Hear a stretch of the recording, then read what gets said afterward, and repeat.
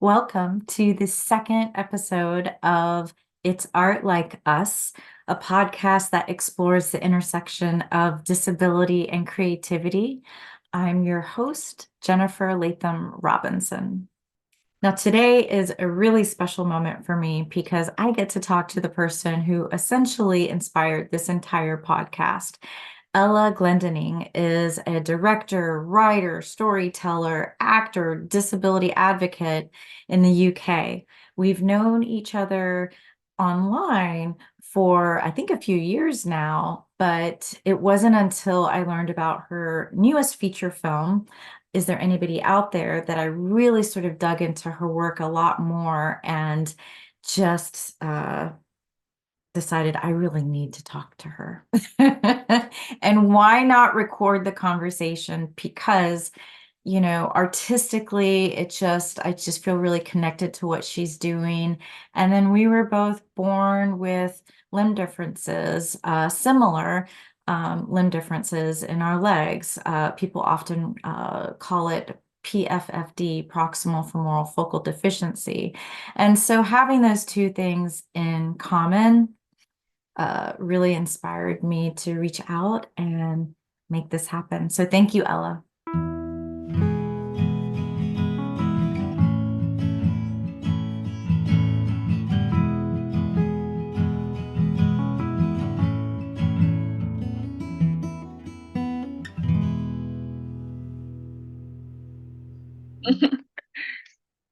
Wow, I have wanted to talk to you for a long time.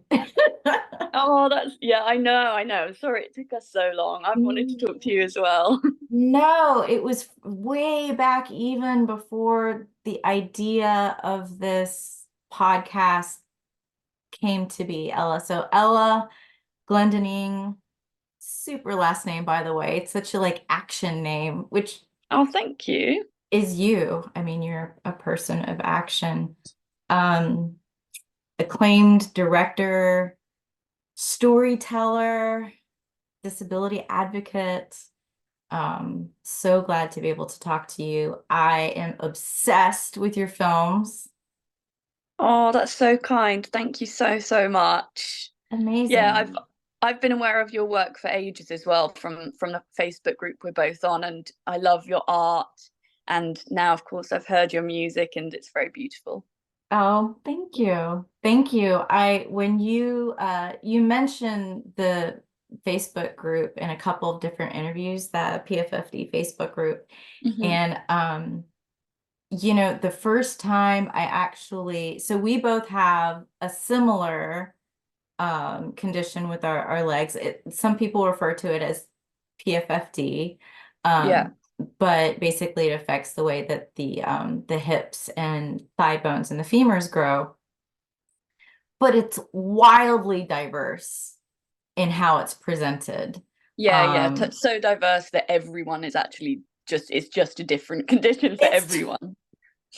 Yeah, no, exactly. But when you started telling people that you wanted to make this movie specifically, and asking to connect with people and get different stories, I got so excited because I'm a little bit older than you. So the first time that I even learned that term, I was already an adult. Um, and Wow. it wasn't until I started to think about having kids that I was like, I wonder what is this? Yeah. Like, and that's when I started to kind of learn because I wasn't even sure if I could carry a pregnancy to term. I just wasn't I didn't know my own anatomy. And so Yeah. it's just amazing to talk to you. When I was finally able to see your feature film, is there anybody out there? I mean, I waited until it was released in the States. It was such a big deal. I was telling my whole family, I was telling my kids. My oldest is Mhm. 21 and my youngest is about to turn 17 next month. And we all sat down together, and my husband, and we all watched it together. Oh, And that's so lovely. my oldest, we're all just like sitting together and we're just engrossed, right? Because they've grown up. they've seen my whole life as children, you know, and to Mm. see someone else's perspective. And when there were so many parallels of experiences that we had in that movie. And at one point, my oldest turned around and she was just like, she was weeping. Oh, And she said, and she said, this needs to be required watching, like in school, everyone should be required to watch this movie. I mean, it just blew us away. And there's so many things I want to talk about with you. Then I started deep diving in all your other films, and every one I watched, I was just mind blown. I mean, you are such an effective storyteller. And that is so kind. You're giving me the biggest head. Thank this you. is not even these are facts.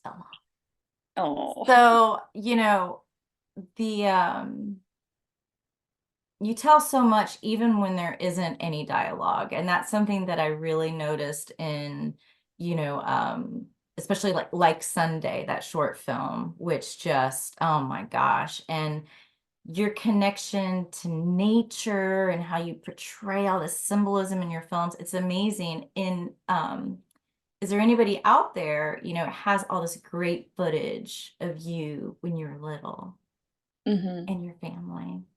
So what was, and you have a corner in your room for creating. Or it's like serious. It's a serious corner for this is not just like kids with books everywhere and it's like desk and paper, blah, blah, blah, blah. You're doing your art. Yeah. What was art like for you? How did you relate to art when you were very little? What were your earliest artistic experiences? It obviously was super important to you. Oh, I love that question. Thank you. Yeah. Yeah, all I ever did when I was little was draw before I could write, just constantly making art, which weirdly I don't do anymore. Obviously I make art, but I don't draw at all. I grew out of it. It's strange. Mm. But yeah, no, I mean, it was a world that I immersed myself in. I've always felt very, very driven to create. And then as soon as I could write, I was writing stories. It kind of transferred into that.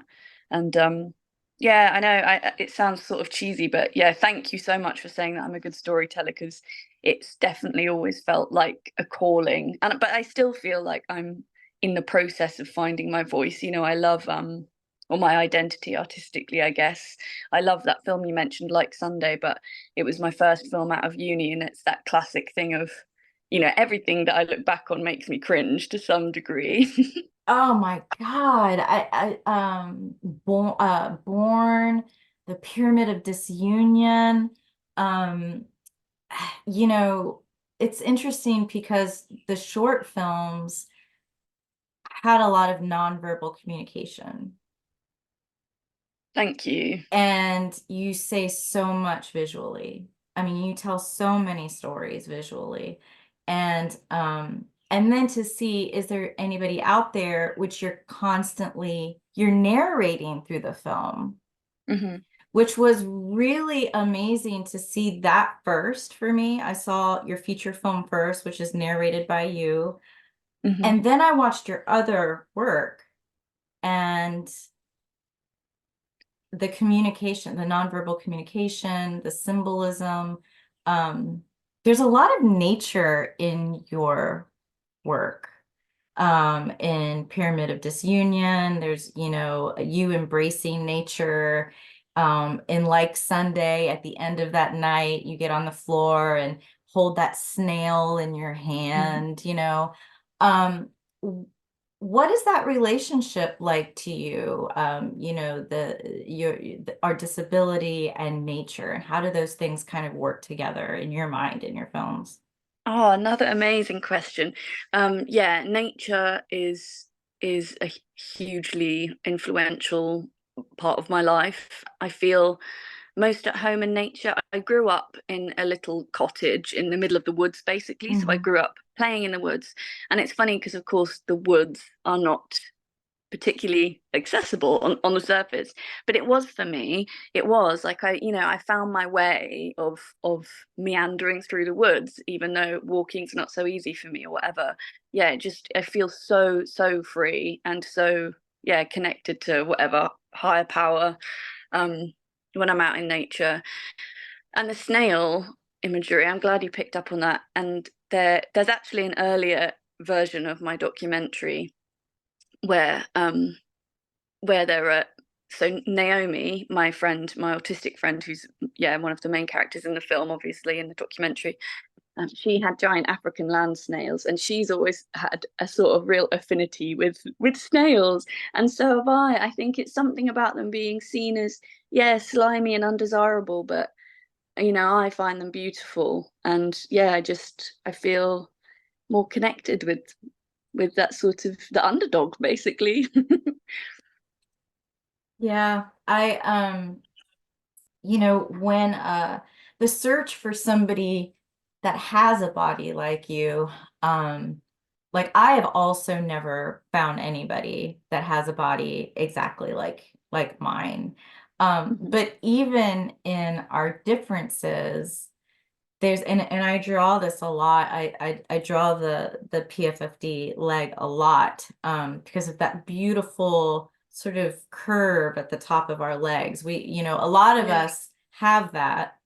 It is Um, beautiful, isn't it? We are a lovely shape. yeah. Do you have the dimples as well? No, I don't. I've heard about the dimples, but I'm not sure I've actually Oh, seen them. oh, okay. See, we learned so much. I thought everybody had the dimples. That's so interesting. Mm. And I think the embracing your own body and finding it beautiful. I'm very thankful because, and that's a theme I think, in all of your work. And I think that actually, in a sense, does transcend disability. I mean, that's the goal for all of us, right? Is to accept ourselves as we are. Um, has your relationship to disability changed as you've gotten older? If so, how so? Yeah, in a way, I would say not drastically. Which yeah, maybe is a surprising answer, or maybe not to you, but I do remember from a really young age feeling strongly that um yeah, that it was other people with the problem and not me, as in people who would, yeah, make me feel like an outsider. I never felt that there was something wrong with me. But I suppose, having said that, there were kind of more subtler forms of internalized ableism that I did uncover while making the film, particularly. The main one, which I talk about in the documentary, was my sort of yeah my desperate desire to have a natural birth. Mm, Yeah, initially it just felt like it would be really empowering, and it was like it was kind of approving myself as worthy as a woman, as a yeah human being even. And then yeah, and I didn't really interrogate it until I really had to, until I knew that I couldn't mm, have a natural birth. And then I was like, do you know what, mm, this is actually ridiculous. Like this is so the opposite of mhm, yeah what how I want to be as a person, which is like it just doesn't matter what bodies and even brains can't do. So yeah, in that sense, yes, in a few subtler ways, but no, I have always had this deep ingrained uh self not respect. Oh, I don't know. God, it's complicated, isn't it? Because when you're told that you're disgusting your whole life by society, especially as a child, surely you've internalized that.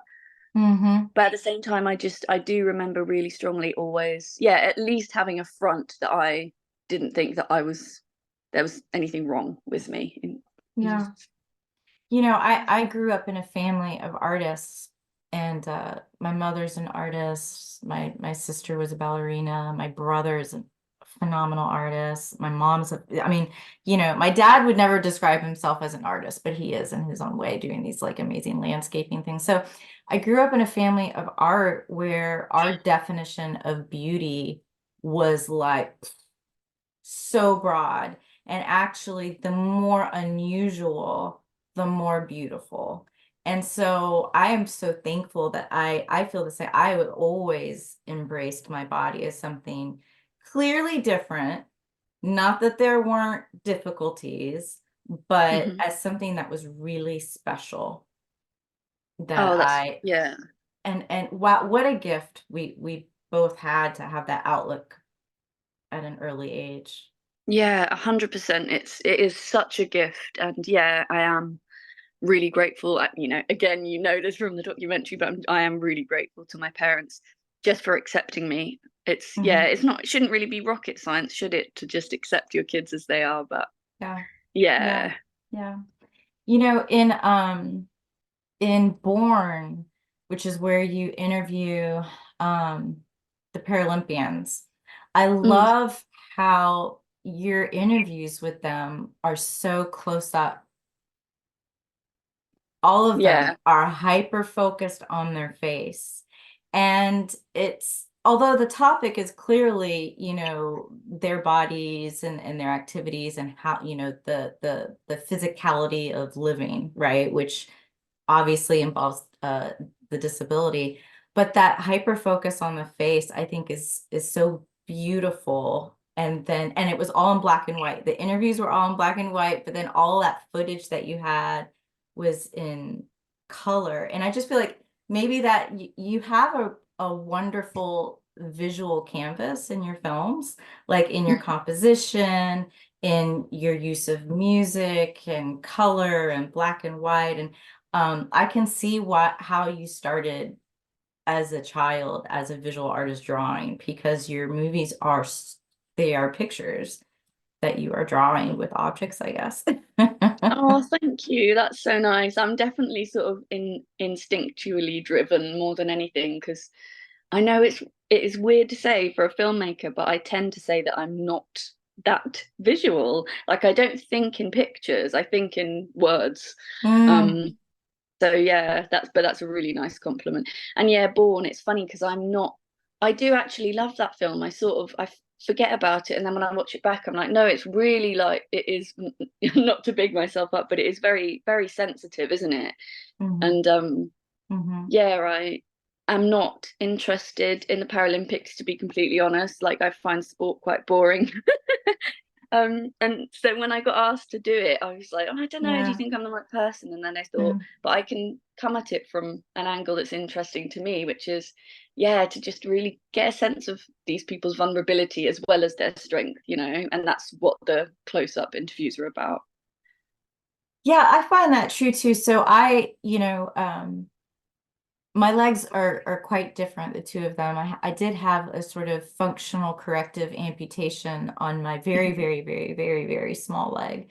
And but my other leg I didn't have any operations on. And that was an option. And I remember that was something in like middle school, actually. That was a conversation. Should we lengthen your femur, basically the one leg that you do have? Mhm. And at the time, I was a patient at a hospital, and I remember the doctor, we even, I mean, we were scheduling the appointment, and we were really thinking about this. And Okay. then, and Why?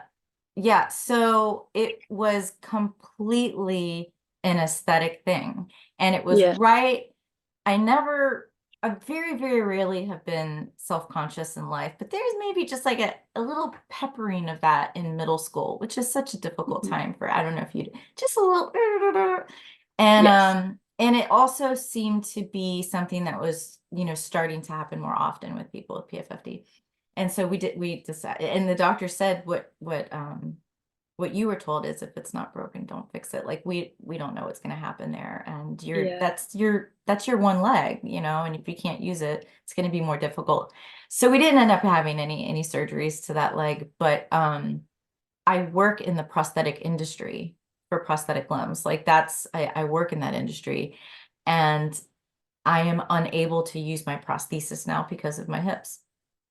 Oh, really? So yeah, so I'm in a wheelchair, but I work in the prosthetic industry, very active in that community. And so, but now I go to all the meetings in a wheelchair and everybody's like, where's your leg? Where's your leg? That is quite funny. And I even like, I was going to make up a funny story too, because it was just so funny. I was talking about my husband. I'm like, oh my gosh, one more person asked me that. So then I invented this whole pickleball incident that I was going to start saying, like I was playing pickleball and I went in for this dive, which is funny because I'm not athletic at all. But anyway, yeah, it's interesting to change your method of mobility as an adult and to get it sort of widens your perspective greatly. And it's much different functioning in the world in a wheelchair than it is walking with a prosthetic leg. It's very Yeah. different. Well, I do understand that because I don't always use my wheelchair, so I get, Mm-hmm. yeah, totally different kind of discrimination almost.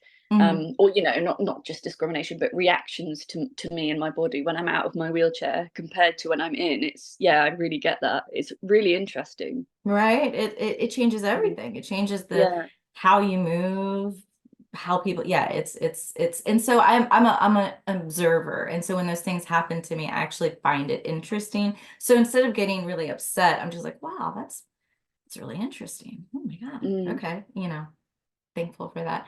I used to think when I was, because disability and art has always been a thing for me too. Like drawing, I was always drawing when I was little. A lot of times because I was sitting out at school physical activity classes because they weren't integrated and they were inclusive. So instead of participating in the third grade kickball game, I would sit on the bleachers and draw. And so even though technically maybe I could have played, I obviously could have found a way. I didn't want to play is actually the truth of it. Um, but And you so, shouldn't have. and I didn't, so we're great. But, I would draw bodies like mine and different types of bodies. And then at one point I got really interested in just creating work that featured, disabled people, disabled bodies, but that wasn't the focus at all. It was almost not even mentioned. And I became really Mm. curious in work like that. And you see that sometimes on TV shows, they'll have maybe a side character with a disability and it's inclusive. But and I was like, okay, to have a disabled character where the disability has nothing to do with the storyline, right? It's just sort of a reality. It's nothing is explained. It's just sort of a reality.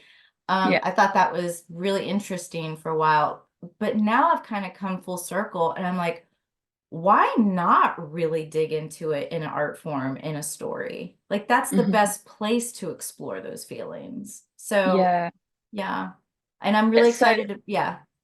Oh no, this is a really great conversation to be having, and I've been thinking about that a lot lately as well, because I have always been so pro digging into it, um, and and yeah, you hear people say things like you said initially, that it's better for, or the ideal world, in the ideal world, disability should just be incidental in stories. But then I was like, but in real life it's never incidental to us. It's like it shapes us. Being so different in this society shapes us. I think there's probably some sort of middle ground. Do you know what I mean? Where, Absolutely. Yeah. it's deeply imbued in the character, but it's not necessarily the focus of the story. I think that's something I'm interested in And I moving think you towards. I think you do that well, Oh, thank you. actually. Like, and I know is anybody out there was really, really, that was that was a focus of the film, of the documentary. In your fictional work, though, I think you strike that balance. There are moments, I know it was earlier work, but in Like Sunday, when you turn the corner and the stairs Mm, at the rave, that moment, there are tiny moments in your movies where I'm just like, I enjoy it. And then I'm like, am I gonna cry right now? I think mm, I might cry. When you're on the train on the way to the party and the train attendant scoots your wheelchair and just moves it. mm, It's a second. It's a second. And I just was like, oh, and so you pepper in these really powerful moments that that really affect, I think, people who that have experienced that. Thank you. That means so much. Thank you. Yeah. So your new film that you're working on, I'm Yes. fascinated. Do you want to get into that at all? Yeah, yeah, I'm really, really excited about it. Though I have been, so it's called Curiosities of Fools. Hmm. And yeah, very different from anything I've made before. Um, it's a historical drama about the life of a court dwarf in the 1600s. So it's based on a real man, but very, very loosely based on him. He was a court painter in the court of Queen Henrietta Maria and Charles I in England. And yeah, it's about him falling out of favor with the Queen and having to go and live with the court fools of the palace, basically, or Henrietta Maria's oh god, menagerie of curiosities and natural fools, she calls them. So it's like a theatre troupe, a disabled theatre troupe who existed to entertain the court. So at first, Richard, the main character, he loathes to be with these people. He sees himself nothing like them, and it's about him falling in love with this group of disabled people, basically.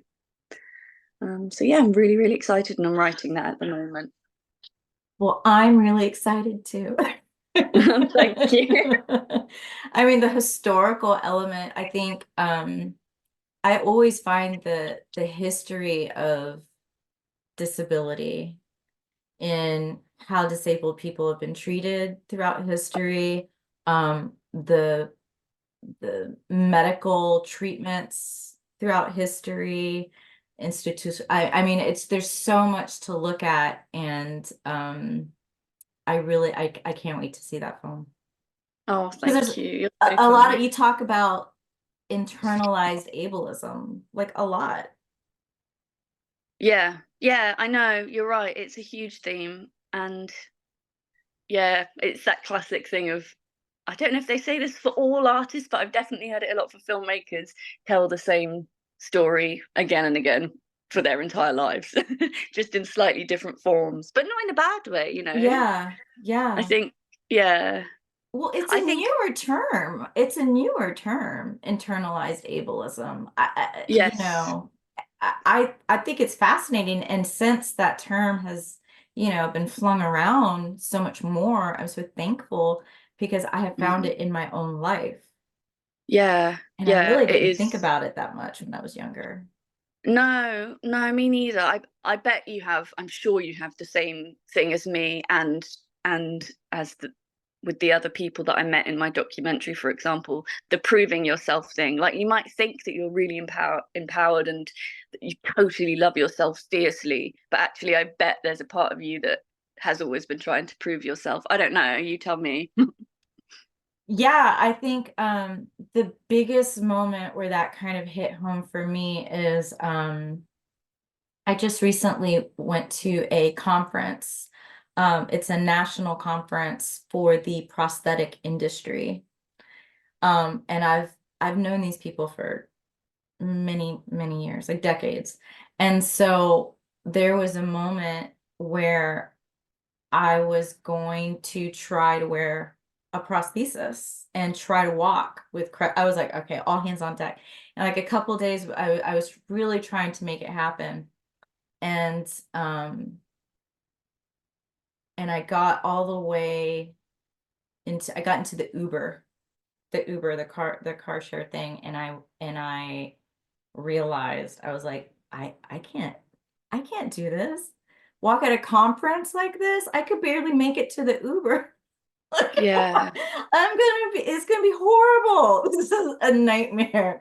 And I just had a total breakdown. And I was with my husband, who is also a professional in the industry. And we actually met in college. He's an artist and then decided to go into the prosthetic industry after meeting me. Um, yeah, and so and he, the whole time, he was like, "What are you doing? what are you, what's up? What are you doing? I could do it. I could do it. I could do it.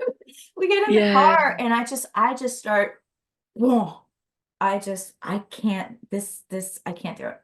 And so I Mm. had to, the poor Uber driver was like, what is going on back there? Because I'm like, had to take my leg off and then, and to give my, and he had to run into the hotel and get my wheelchair and do this whole thing. And the Uber driver was just like, oh, I hope he didn't have it. I hope he didn't have a camera. You know how they like film the back seat? Or I hope he did have a camera because that would be really good. If that footage exists, I will send it directly to you. Yeah, sounds brilliant. But anyway, I wheeled into the conference in a wheelchair, and it was like at that moment I realized, what am I doing? This is ridiculous. I Yeah. was shocked at myself. And I pushed through it, and and it was fine. It was fine. But Well still done. I was I'm really really, surprised that it was so hard though. Why was it so hard? Just was. yeah, yeah. Yeah. Yeah. So how does being a mother change now your storytelling? Does it influence, when you make stuff, do you think, because sometimes when I make stuff, I'm not just making it for me, but then it's like, Yeah. making it for your legacy, your child. Yeah, yeah, it's interesting. My son, bizarrely, because yeah, I certainly wasn't expecting this, but he's 5 years old now, and he's actually being assessed for autism. The school think he's autistic. And Mm-hmm. I always thought he was different as well, Mm-hmm. and my neurodivergent friends have always said he's in Riverland, he's neurodivergent. So Wow. it makes sense in that sense, but it's just funny because yeah, I was not expecting to have a disabled child, and I have. Yeah. So yeah, it's obviously that's yeah an even bigger driver, and it's kind of like a it's a miracle, a bit of a miracle. It feels like a bit of a miracle.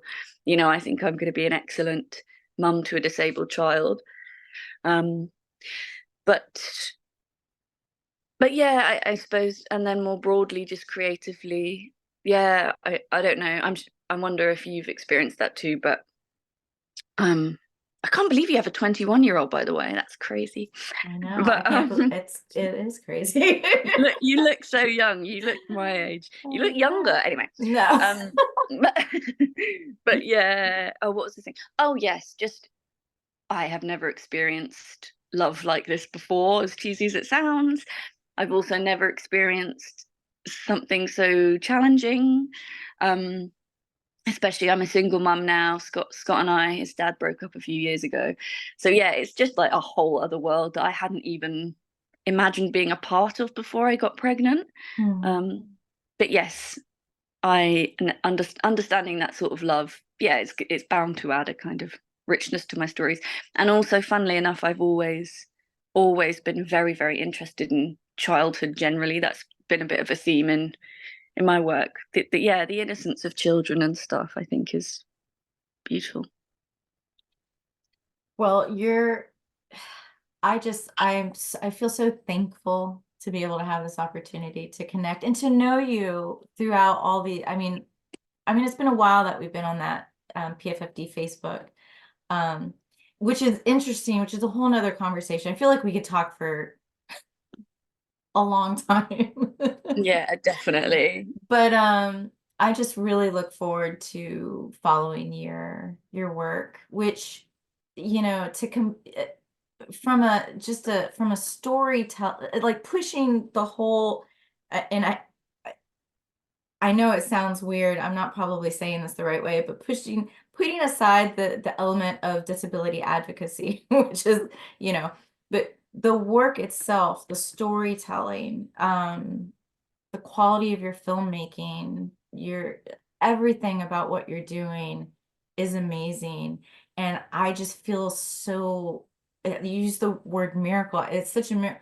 You're so talented and so creative. And then on top of it, you are talking about something that is so important, and whether it's the topic of your film, whether it's you know at some point in some parts of your film not really the topic, you pulling in such an authentic lived experience, and with your next film pulling in another character, um and sort of telling that story through that lens of a person with a disability is just, we are so lucky to have you. I'm not surprised that you've won so many awards and you've been nominated for so many major awards, BAFTA, Sundance. I mean, you are really, really bringing something special to the creative world, and I'm really excited to follow along and watch what you do. Yeah. But Oh my God, thank you so much. That is so lovely. That's absolutely made my day. And also, I just want to, yeah, reiterate that well, not reiterate, but I remember when I first saw your drawings on, I'm sure it must have been on the Facebook group again. Yeah, and it was years ago, and I'd never seen since I remember being a kid, and I used to draw legs like mine when I was really little. But yeah, your drawings are so beautiful and empowering, and and it was like it reminded me that yeah, my body is really beautiful. Like we said, the shape, it's a beautiful, unique shape. yeah, it is. So thank you. Well, thank you. And let's, continue talking as you create more. And yeah, it's amazing to know you. Oh, you as well. Yeah, let's definitely stay in touch. All right. Well, thank you. Thank you so much. All right. So what ended up happening was after this interview, I really wanted to talk with Ella some more. So we have a part 2 of the interview starting right now. Hello. Hi. Oh, yeah, you're in a different room. I am. Wow. This is thank you for doing this. So this is part 2 of a great conversation. Yes. Because our first conversation afterwards, I felt such a connection with you. And then after the conversation, I was like, oh my God, like all these other questions like popped into my head. And so I'm really thankful that we get to talk a little bit more. How have you been doing since we last talked? Yeah, thank you. Me too. I felt such a connection as well. I'm really happy to chat again. And yeah, have I been? It's only a week ago. I don't know, but I remember I've been good. It's been busy actually. In fact, yesterday I found out I was nominated for 2 Scottish BAFTAs for my documentary, which is really a big deal and exciting. So it's been a good week. But I remember last week when I spoke to you, I was exhausted and sleep deprived, and it's the same today, which is slightly annoying. How have you been? Congratulations. I've been great. I've been really good. I'm I found this old clay sculpture that I started like a couple of years ago and just sort of put it in a box and never finished it. And so I took it back out and started working on it again, and it's turned into like a completely different thing. And so it's do you ever like start something a long time ago and then kind of rediscover it and come back to it Yeah, later? What's yeah, that like yeah. for you? How do you feel about that when that happens? Um, I'm trying to think of a good example. I I really enjoy. I was actually just thinking about, so I'm turning, I think I mentioned this last week, I'm turning a short film I made into a feature. And that was an idea that I'd had years ago and has, yeah, developed over time. But I was also just thinking about watching stuff. I was thinking about watching Big Little Lies before I became a mum, and then watching it again after I became a mum, and how Mhm. it was just a whole different experience, but still, like I still really loved it and enjoyed it and stuff. But yeah, that's not really what you asked. It's just what came to mind. How does your, no, it is, how do you feel about it now looking as a mom? I mean, I haven't watched it for years. It's a very weird example I just gave you, but yeah, no, it hit in a really different way. It wasn't hypothetical anymore. It could really, because have you seen it? Yeah, it's a story. Oh, you've not seen it. It's Mhm. yeah, it's like very good trash. Mhm. With Nicole Kidman and Reese Witherspoon. And yeah, it's a story about a group of mums, privileged mums, and their kids. And it's about at school, one of the kids gets hit by another kid, and the Mm. teacher tells the mums, but they can't tell them who the bully is, basically. And it's about them trying to find out who the bully is, but then getting to the root of why the child hit the other child. And yeah, I don't know. It's like, oh, just being a mum is just insane, isn't it? Oh my, so this morning, so our youngest is about to turn 17 this month, and she loves art and draws all the time, and she has this little sketchbook that she has all this amazing pencil work in, and she couldn't find it. And like my heart, like it was just clenched at the thought Oh, of her yeah. losing all of this work, and she brings it everywhere. And I thought, oh my God, maybe she left it on the school bus. Should I call the school? Maybe I should go search I mean, I was like, I will post a reward. And Yeah, yeah. then she sent me a text later. She's like, found it. I was Oh, God. Yeah, no, I know that feeling. Yeah, I know that feeling. And exactly, and you just can't imagine that feeling before, yeah, Yeah. not having You kids, just can you? hurting for your kids Yeah. is a whole nother world of hurt when they're hurting. It's just Yeah, so completely. unreal. Yeah. My mum calls it the umbilical tug. Ooh. It's good, isn't it? I think she just made it up. Yeah. I love your but I love your parents' interviews in your documentary. That's something that we didn't talk too much about. Um, that when in your documentary, when you're asking her about like, you know, having you as an only child and the reasoning behind that, right? Mhm. Um, and she's like, well, actually, it was just like it was her. It wasn't you and your disability. It was like her own thing. And I thought Mhm. that was so beautiful because she sets it up like she is gonna say it was your disability, and it absolutely wasn't. I thought that was really beautiful. Yeah, I was just gonna say, you think that she's gonna say, because she says you were enough, doesn't she?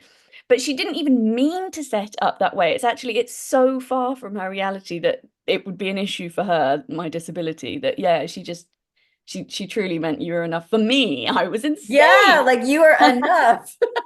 Yeah.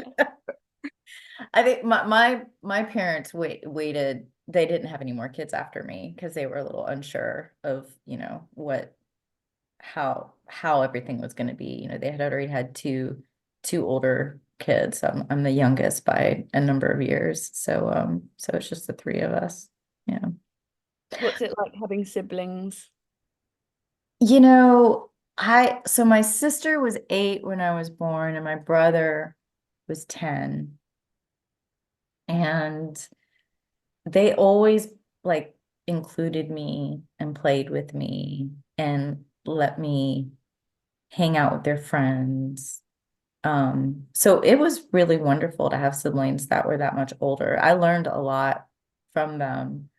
My sister was a in high school, middle school, she was a very good ballet dancer and she was a cheerleader. So my sister was like very into performance, and she taught me kind of how to perform. She would like record me singing, and then my brother was a visual artist, and so he would teach me how to draw. So it was wonderful, having older siblings that I could learn from. But then they left home much earlier, so then it was just me. So at one point I was kind of like an only child. But yeah.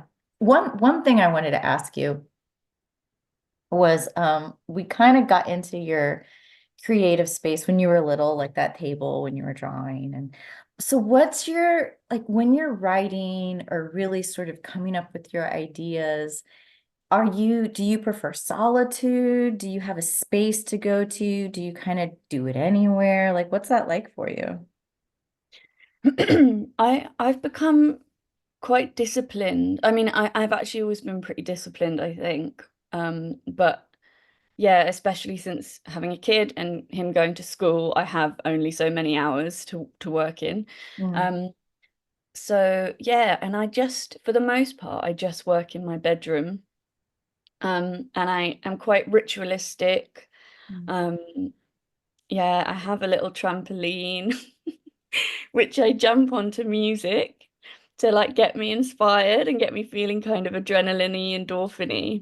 And then I'll sit and sometimes I mean, it's like classic writer thing. It's the well, maybe artist in general, actually getting started is the hardest part for me, definitely. I'll often just sit. The other day I was sitting in front of my computer, honestly, for like 2 hours without typing a word, and it was hell. But it's all part of the process, isn't it? And yeah. So yeah, I just write in my room, in my bedroom, and that's fine for me. Some people are like so against that, but for whatever reason it works for me. It feels like a sanctuary.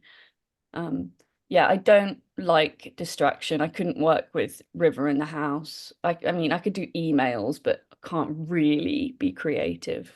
So yeah, that's me, I guess. Mm, hmm.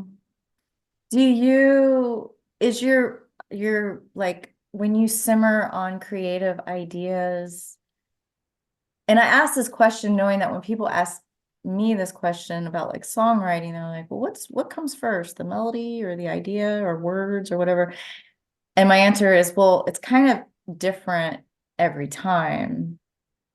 But when you have that seed of an idea for writing, do you notice a trend? Is it more like you start with a character, or do you start with just a scenario or a like your upcoming movie that you're working on, the 16th Yeah. century historical? Was it sort of a time period? Was it a character? What was it that started that idea? Yeah, I would normally say the same as you, that it is a bit different every time. Um, I think I'm definitely very character driven. Um, yeah, so with that project, it was one of those kind of almost quite magical moments.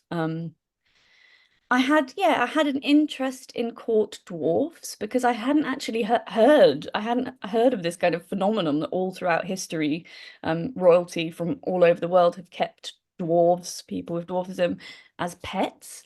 I knew about court fools and stuff, but yeah, I saw a documentary just on the BBC. It wasn't like an arty documentary about court dwarfs, and found it just fascinating. And I thought, my God, this huge trend in history has been erased basically. Like you don't hear about it day to day, do you?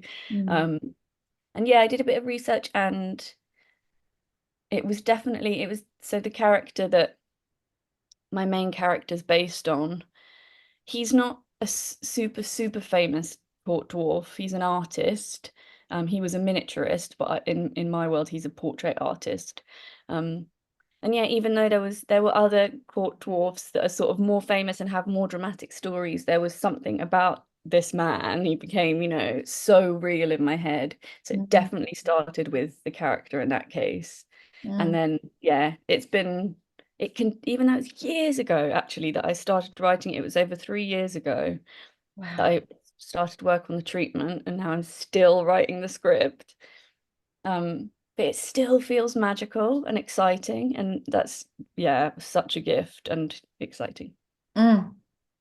It makes me think, uh, so Gwen, our youngest, is really into Renaissance art right now. And so we've been watching she's been wanting to watch a lot of documentaries about Renaissance artists and the art world at that time.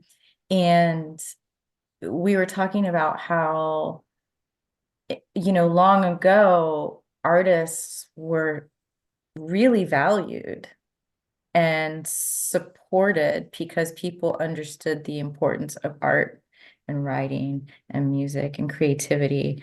Um, and in this sort of now in this gig economy where it's difficult in this economy for anybody to sort of get by, and feel secure. And then on top of it, to have a career in art these days is really challenging, right? To be like, this is my, I'm gonna put all my eggs in this basket. I'm gonna pursue this as my career, as my life's work. Whenever I see anybody really successful at that, it makes me so happy. Mm. because a lot of people have like a day job and then they do art on the side. That has certainly been my situation for a really, really long time. And so, what do you attribute your success to? I think you said in an interview once that you just start at the top, right? You said something about like not working your way up, but really just Yeah. start with the goal. What can you talk about that a little bit? Yeah, that's a good question. You're so good at questions. I Well, you're a very interesting person, so you prompt a lot of questions in my mind. so nice, thank you. Yeah, so that perhaps, yeah. Okay, sorry, I'll start again. I went to art school when I was in my early 20s, having worked a bunch of kind of call centery jobs. I always wanted to be a filmmaker, but for whatever reason, it didn't feel like, well, it is a far-fetched dream, like you say. So I didn't sort of go for it straight away, straight after doing my A levels, when everyone else went to uni. But anyway, yeah, a few years working in call centers was quite enough for me. And so I yeah took a gamble and went to art school, studied film production, and immediately it felt so completely where I needed to be. So that was great. And then yeah, when I graduated, still felt like a far-fetched dream. But I made a short film almost immediately after graduating, Mhm, which was just through like a short film scheme. mhm, And it was just like £3,000, £3 or £4,000, to make a 3 minute short, which I did, and it was really great, and I really loved that film. I mean, I yeah made stuff at uni, but yeah, it was really nice, really affirming, just very simple storytelling. And there I met the exec producer of that short film, became like a mentor figure to me, um, which yeah is one part of my story, one part of how I've managed to genuinely forge this career, like having mentor figures, yeah, honing these sort of relationships that you make in the industry with people that really believe in you. mhm. But yes, in terms of me not working my way up, I did try. I did think that that's probably what I should do. I got some production work after I graduated, in production offices and stuff, and I just was immediately made so starkly aware how ableist the industry is. It's actually genuinely getting better now, and I can talk more about that if it's interesting. But It is. I would like to know what, like, can you yeah, get into that a little bit? yeah, sure. So, yeah, I mean, when I say ableist, I'm talking physical access is the most obvious thing. I mean, I was just met with like this sea of trailers. Obviously, I'm a wheelchair user, and I just felt so unwelcome. And attitudes, it's harder to kind of pinpoint why, but I found the people that I was working with, yeah, quite ableist as well. Like often it was people made assumptions that I wasn't getting paid and stuff, and that I was like on an yeah on an internship, and Wow. yeah, and I felt just really ostracized. And of course, some of that will be, it becomes a self-fulfilling prophecy, I think, when you feel like an outsider, and then but at the same time people are ableist. So oh yeah, how have things changed? Well, definitely, I know that they have access coordinators in the States now as well. Um, Hmm. but access coordination is a role that's only been formalized in the last couple of years. I'm an access coordinator as well, so that's probably like the closest thing to a day job that I have. Really? Yeah. Ooh, I don't that I is. don't do yeah, it's great. So it's a disabled person. You have to be disabled to be an access coordinator, Mhm. working on sets with cast and crew, to help them ensure that their access needs get met.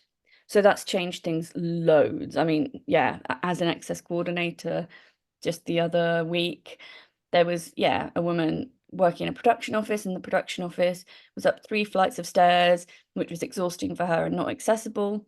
And so I just liaised with production so that they moved the office downstairs. And 5 years ago, that just wouldn't have happened. She would have just had to leave or grin and bear it and like suffer the consequences. So yeah, that I think is a big factor in, yeah, improving stuff. But also, I don't know if it's the same in the US, but here people want disabled voices at the moment in a way that, yeah, definitely haven't in a while. Someone I was speaking to from America was saying you were having a moment, and now it like disability was having a moment. Now it feels like it's not so much. I don't know what your take would be on that. I I definitely think that there's more of an awareness as far as, what is that phrase? Not about us without us. Yeah. Right. Like So when that's we're us. writing, when we're creating, so when industry, whatever, whether it's a creative industry or the medical industry, I think that there is an appreciation for having people with lived experience be part of that conversation. Um, and that sounds like such a basic thing for people to realize, but Mhm. I think that there's more of an awareness now for sure. Yeah. It Yeah. should be. It is a basic thing, but it is where we're at, isn't it? Yeah. I made my documentary because I wanted to humanize disabled people. It's Hmm. so simple, and I shouldn't have had to have done it, but at the same time, it's yeah. Yeah. But I think sometimes too, unfortunately, having somebody with a disability sort of on the team is it can be different than having somebody with a disability be a decision maker and a driving force, right? So I think just because you have someone on the team, we don't want just sort of like a token role on the team. Like we should be decision makers, right? Yeah. So Yes, yeah. fully agree. So that could be a little better, I think, sometimes. What when you're writing for a character, um that because well, first of all, well, we did another thing we didn't talk about was the fact that you are an actor and a, a great actor and that you act in your films, right?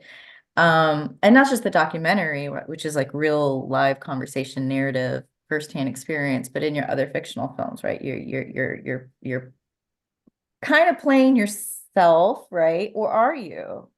Yeah, I've made a few semi-autobiographical short films Mm, and haven't acted in all of them actually, but yeah, mm. I acted in I think three shorts as someone based on me. But I Someone. don't thank you so much. That's very kind. I really don't. I would not say I was a great actor. It's something I'd like to be better at. I'd like to do it more and get better, but it's daunting. It doesn't come naturally to me. Maybe especially when you're directing and acting. I always wondered how people, what that experience is like to write, direct, and act in your own piece. Yeah, it's bizarre. It's crazy. I don't know why anyone would do it. What about when you're writing like this new piece that you've been working on?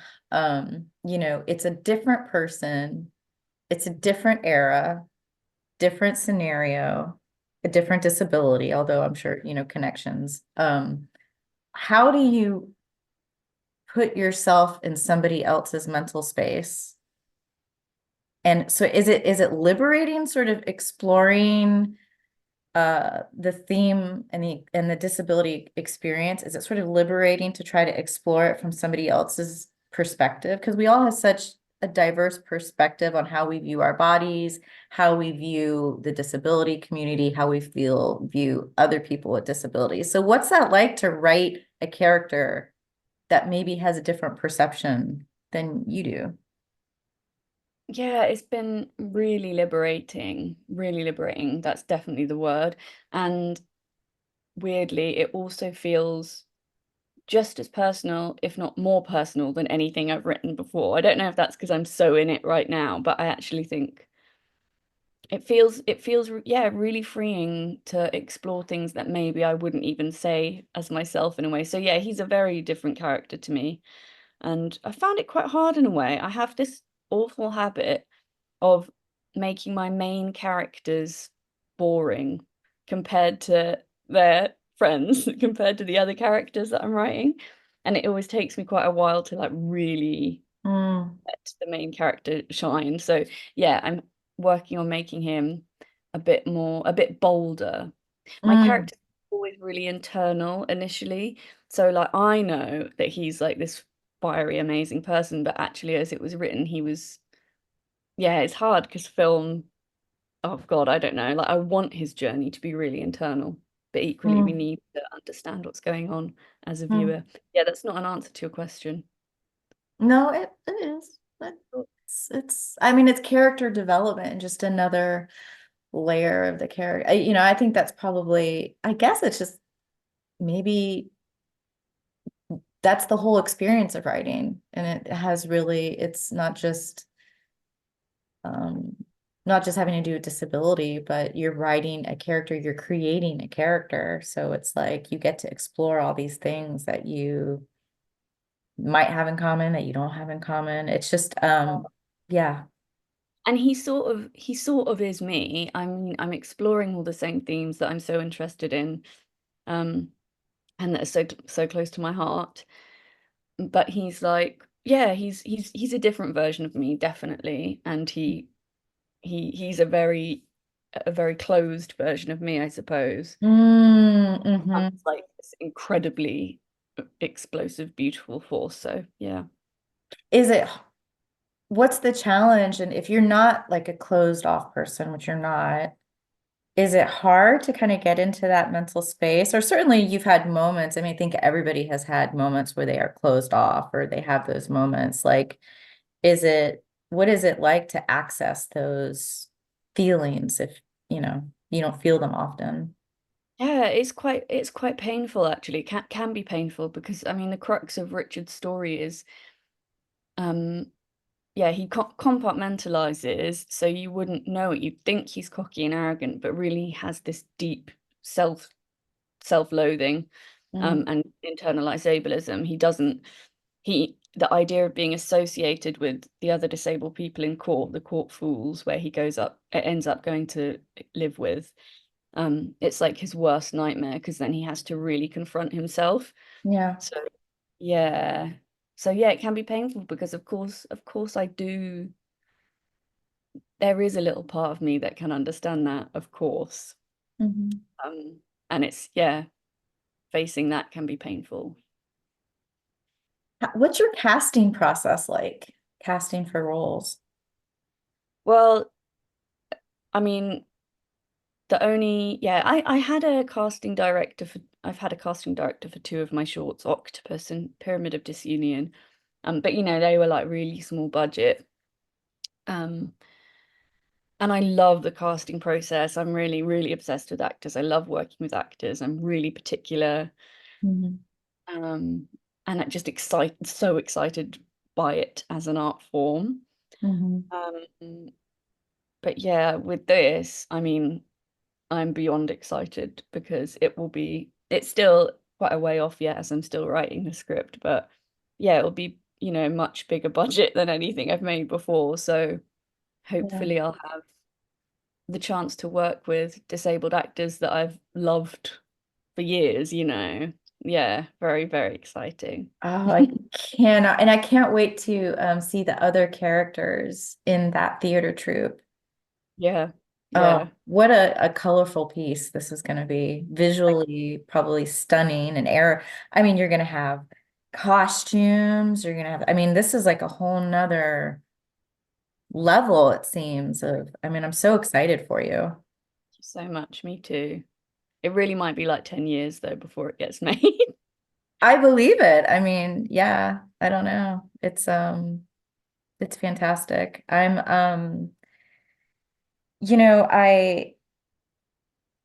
when you're creating your work, like the physicality of creating it, the directing, like what is that like for you? Because when I talk to people, and I plan to talk to more people about their art, disability and like the physicality of making the work. And I love the idea of like you before you writing, you jump on this trampoline just to get like your blood. That is so awesome, by the way. Very fun, isn't it? I'm very stationary. I'll like light incense. But What, talk to me about the physicality of directing. What's that like? I'm pretty stationary too, really. I like a bounce on a trampoline. Do you know what's so funny? I will answer your question, but my friend Naomi, who's in the film, so you know who I mean, she found out on the internet that Danny DeVito has the same creative process as me. He also jumps on a trampoline before he works to get in the zone. It's so funny, isn't it? Whoa. No. I think you started a thing, you and Danny. I bet Yeah. he would love to know that somebody else uses the similar method.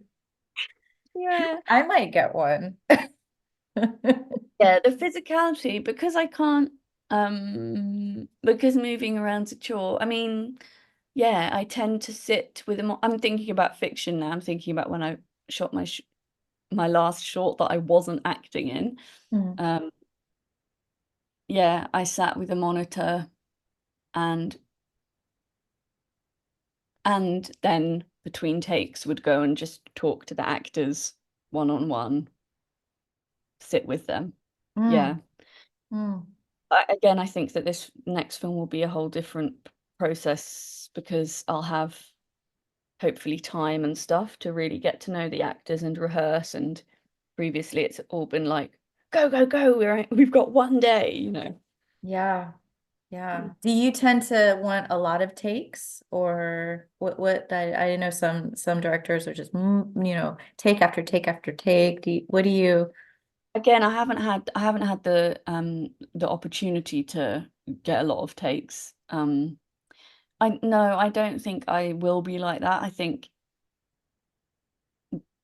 when I have the magic moment, I think I'll know and then be able to move on. But yeah, again, it's always been a rush so far with my shorts. It's always been a big rush. Mm, And like afterwards, I've just lain on the floor like, oh my God, what the hell was that? You know? mm-hmm. Are you as far as the editing process, like how does that go for you in your films? I really love it. It's yeah, it's probably my favorite part Really? of it. Yeah. I love writing is my favorite, but also find it painful. Like I said, the getting started. But editing, yeah, I don't know. It's like, yeah, creating the story all over again, but you've got everything you need. It feels less pressured for me. But yeah, particularly with my documentary I was working with an amazing editor, bouncing ideas off someone. Yeah, it's just refreshing after particularly writing and that feeling, um, being, quite what's the Mm-hmm. solitary process. Yeah. Mm-hmm. Um, yeah, I love editing. That's awesome. Yeah. No, I could see for business or anything like that when I'm making little things, you're right. It's sort of it's a different editing is a different form of storytelling. Yeah, definitely. Yeah. Yeah. Yeah. Awesome. Well, was there, with our, what was the other thing?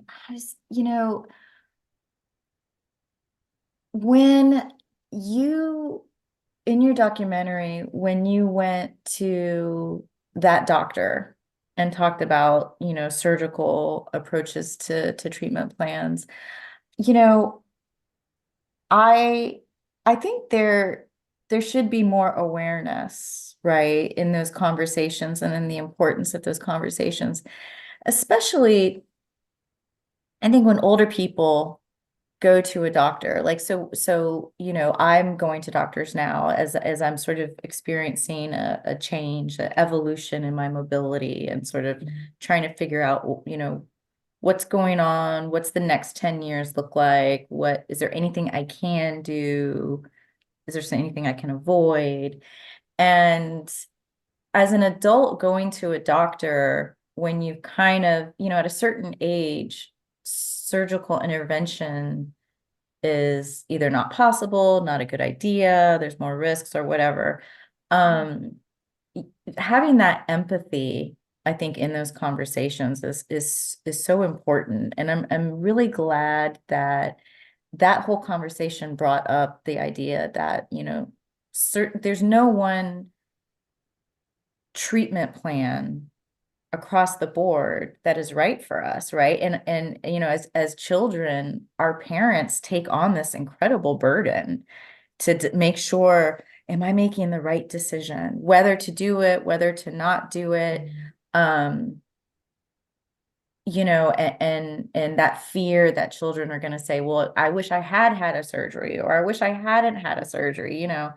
Now being a mother to kids, I kind of feel that struggle, right? All these major decisions as a parent is like you just want to do the right thing.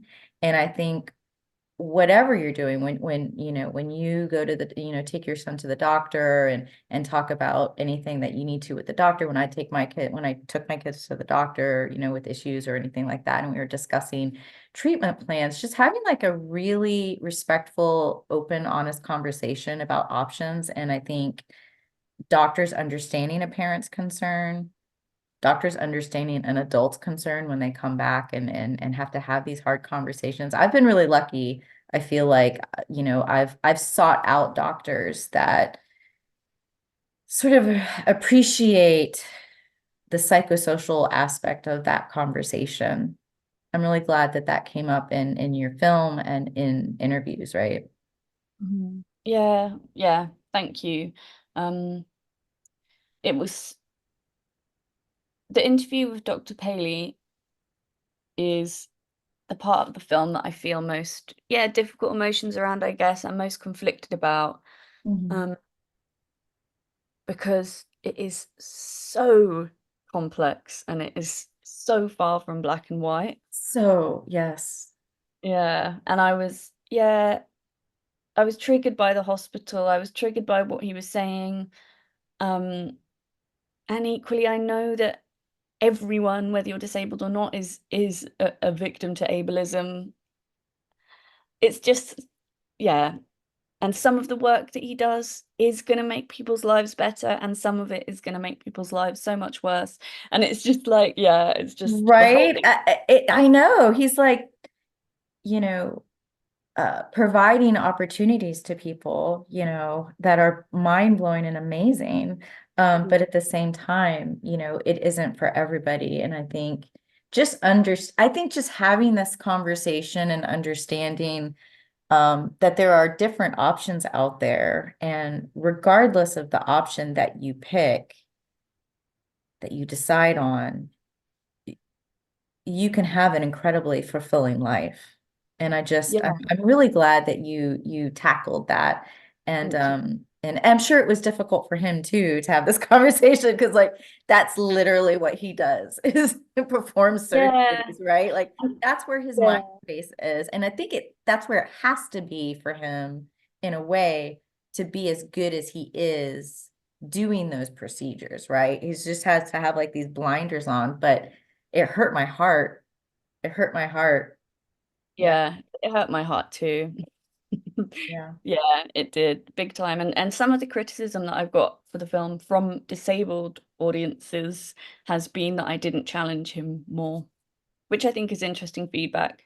I don't regret not challenging him because I don't think it would have worked. And I also don't think I think my film says it all, and that's what I set out to make. And um, oh, what was I going to say? Surgery, Dr. Paley. I just had something in my brain, but it's gone. Never mind, sorry. Oh no. Well, I don't, is there anything that you feel like you wanted to say in that film that you know, in retrospect, you're like, oh, I didn't say this, I didn't tackle that. Like, is there anything you do wish that you addressed in that film more? Yeah, that's a great question again. I love it as it is. I have a few minor regrets, and then a couple of things that I wish that I'd had the time to kind of explore more. Well, one, I think you don't. I talk about ableism and people's funny attitudes a lot and inaccessibility, but you don't actually see it very much. There was a scene, Mm. yeah, I don't show it. I don't show it. There was a scene that didn't make the cut that I'm always sad that it just didn't fit, basically. It just didn't serve the story enough. But there was a scene when I had an acting job on a soap opera and my camera woman followed me throughout the day. And it was a really good illustration of all of that, all the barriers I come across throughout the day. Because yeah, the building was fairly inaccessible, and there's several kind of really slightly awkward interactions with other people working on set. Like the costume lady was quite weird around me, and yeah, made some fun. And it was funny, like she made some funny accidentally ableist comments that would have got a laugh, you know, but also, yeah, are a really good illustration of the sort of microaggressions that we come across all the time. Mm. Yeah, I'm sad that I didn't get the opportunity to show that more. Well, I did get the opportunity, but I chose not to because just whatever, it didn't fit in the end. Hmm. Um, Hmm. and there was something else, wasn't there? Because I said two, and now I've forgotten the other one. It's amazing. It's I know I talked about this a little bit. Actually, I mentioned to you, I was like, yeah, I talked so much. No, I Um, don't. um, and I think, to be honest, I think I talked so much about my current experience, right, in our interview, because I felt like talking to you, there was this door that was opened that I could talk to, you know what I mean? And I think I had just sort of like closed it, just, not really talked outwardly that much about it. I mean, certainly with my husband, I talk about it a lot, and my kids see it, but having this change in mobility where stairs are now a huge problem, and they weren't before, really. It's amazing how that factors into your everyday decision making of what you're going to do and where you're going to go. Yeah, totally. Yeah, I have I mean, I find it really interesting and I would love another conversation where I ask you many questions. But yeah, I have a friend who's going through a similar thing. Basically, she was disabled in an accident 10 years ago or maybe longer. And recently had a small injury that's led her to actually becoming permanently a lot more disabled. So she's gone from Mhm. using crutches or sticks or whatever to being full-time wheelchair user. And yeah, she talks a lot about that. Just it must be really crazy. Yeah, it's so much learning. It's so much learning, and it's so eye-opening, and it's um yeah, you just don't see it. You don't see these obstacles when they're not actually obstacles for you. You're just like completely ignorant, even though, yeah, as a disability advocate, I guess I'm just shocked that it wasn't more prominent in my mind before, right? My own ableism, it wasn't Yeah. prominent in my mind. And now everywhere I go, I'm like, oh shit. Yeah, no, I get that actually, and I think I'm a funny way that I experience that is, yes, I'm a wheelchair user, but because I can walk, so I take my wheelchair everywhere, but because I can walk, I have the privilege of being able to like kind of wing it wherever I go. I always wing it. I'm so used to winging it, even if I end up having to go up flights of stairs and pulling my wheelchair behind me, like I can physically do it. So yeah, yeah, and it's just funny kind of cognitive dissonance, I guess. Like Mhm. when accessibility, where's the line? Where does something become inaccessible for you as well? I think is interesting. Yeah, I'm starting to care less though about how, if I, like, in our house, I crawl a lot, right? Because if I, in the night or whatever, if my wheelchair's on the other side of the house. And certainly, like, I love swimming, and so when we go to the public pool, um, I crawl from the chair to the water now. And I think there's a thing about crawling that I just had to get over doing that a lot in public. Mhm. And now that I'm kind of, a little bit. I mean, I guess it's just been jarring. This change has been jarring. I didn't never considered myself really terribly worried about what people thought about me and my disability, my limb difference growing up, whatever. You just take a deep breath and do it.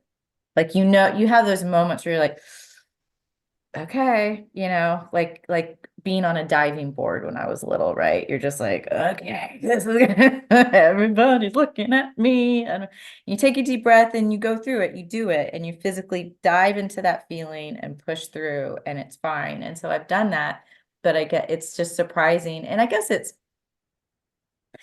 nice to know, when because my kids when they were younger and they had insecurities, I kind of had a little bit of a hard time relating to the everyday insecurities of my kids, Yeah.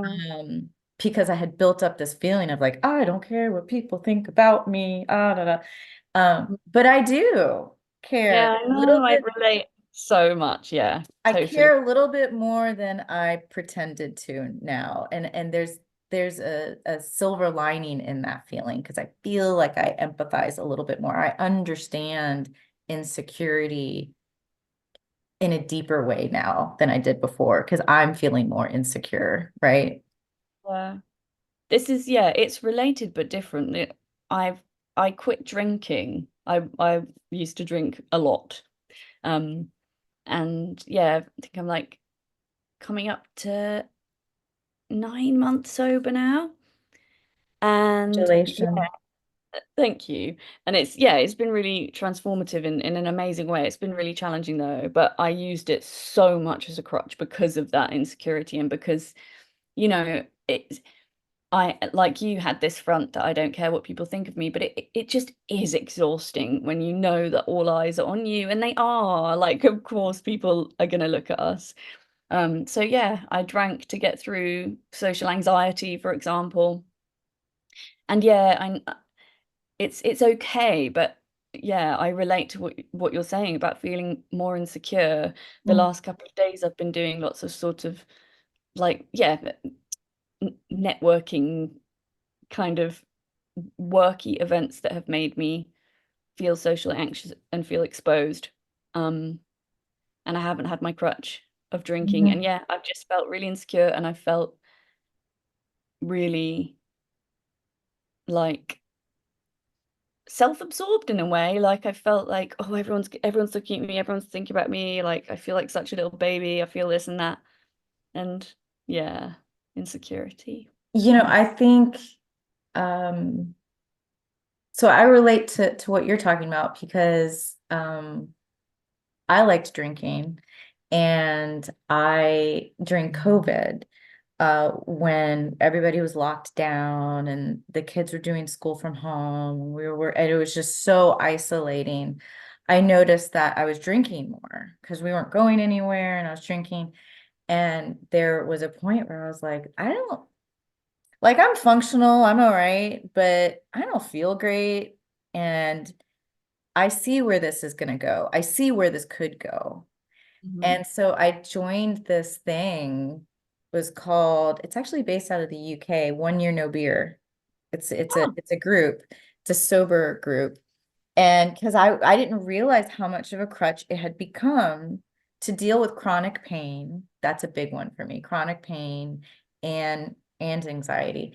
And so I went 3 years without having any alcohol at all. And it was I was surprised at what a big deal it was. And because everybody is drinking all the time around you. And it's just like, and I went 3 years and I was like, all right, this was great, and then I was like, I think I can like reintroduce it back, and then I was like, you know what? I just felt so much better when I wasn't drinking at all. And I just recently went back to, like I think it's just good to not have that in my life, and I'm sort of teetering and like once in a while I have a glass of wine, but really and the more I'm kind of like remembering how good I felt for those 3 years and how, without a crutch, you have to feel feelings. Mhm. So and much healthier, yeah. you just have to feel them and how valuable that is. So congratulations. That's awesome. Thanks so I'm right much. there with you.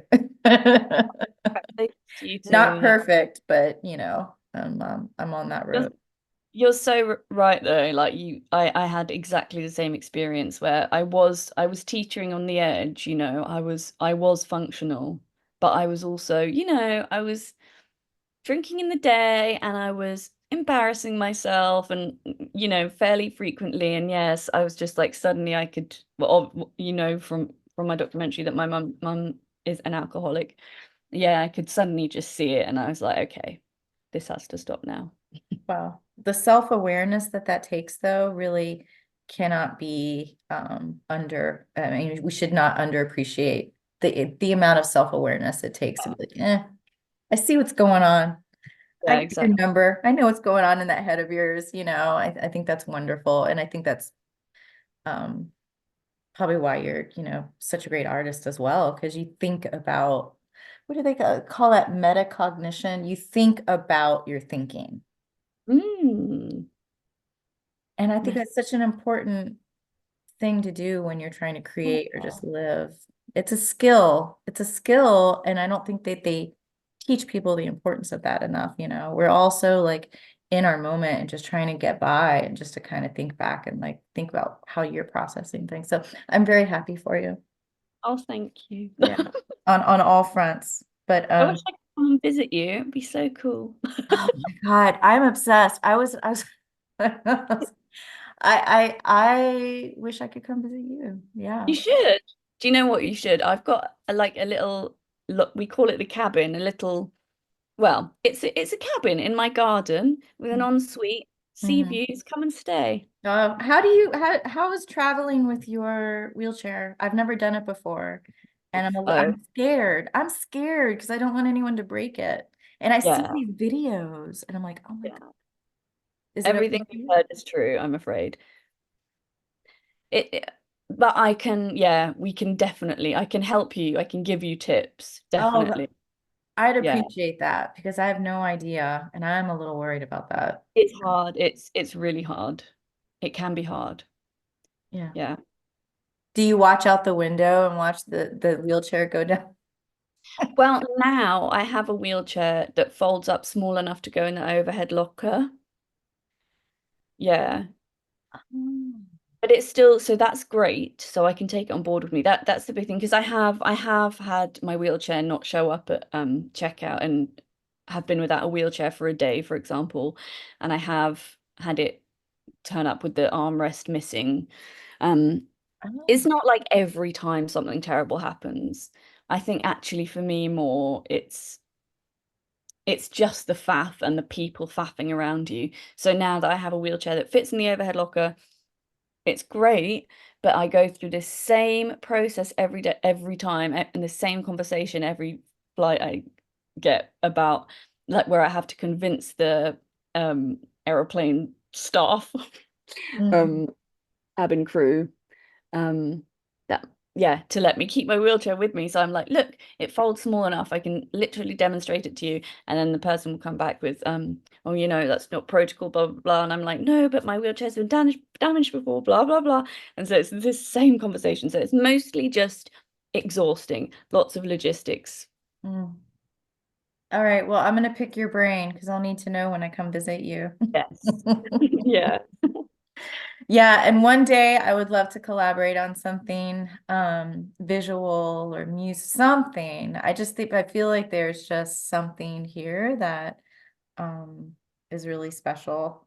Just a friendship, a creative kinship. Yeah. definitely, I agree. Thank you so much. All right. Well, have a wonderful day. You And too. thank you for part two of this conversation. Thank you. Well, have a lovely, lovely All right. day. Mwah. Bye-bye. Mwah.